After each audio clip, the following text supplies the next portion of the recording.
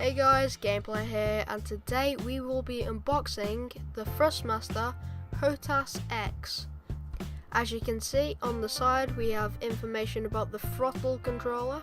On the other side we have information about the joystick, explaining about its axes.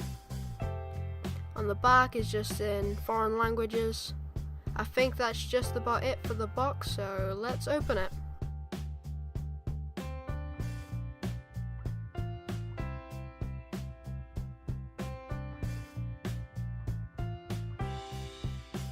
So initially when we open the box we are greeted with a throttle and joystick and this little manual that no one cares about.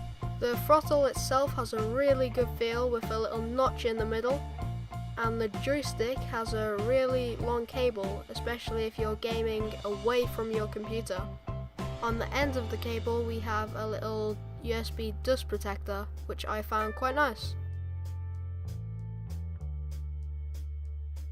Here you can get a glimpse of how big the cable is. On the end of the cable I find that there's styrofoam stuck in the little grooves. So now we're just starting to get a feel of what the joystick is actually like. If I notice, it's actually wobbling underneath, and this is because of the screws used to bolt the throttle and the joystick together. So out of the box, for me, the joystick feels pretty smooth, but if you don't like it and it's too strong for you, there's always a little cap underneath which you can twist to adjust it. So the throttle is pretty smooth, but yeah, it still can be improved. So on the throttle we have a little switch which can be lateral thrust or yaw depending on which game you're playing, and there's two buttons alongside it joining it. On the joystick, however, there are lots of buttons and switches. On the front of the joystick there is a hat switch, don't push the red button, and just a casual button sitting there. As you can see, the joystick has a very ergonomic shape to it.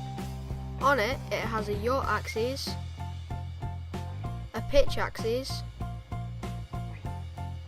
and a roll axis.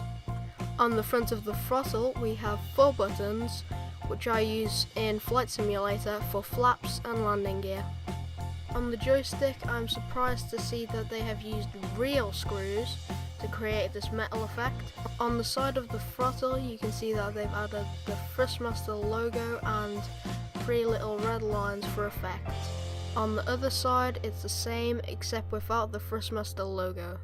As you can see, on the back of the joystick there is a switch switching between PC and PS3. This is because this is a cross-platform joystick. In the box you get a throttle, you get a joystick, you get a tie wrap, you get a USB dust cover, and you get a manual that no one will read. So now we can actually see what it looks like when it's bolted together. On the underside it has included a little Allen key which is used to screw the throttle and the joystick together. Because it is together we can see that the rocking from before has stopped.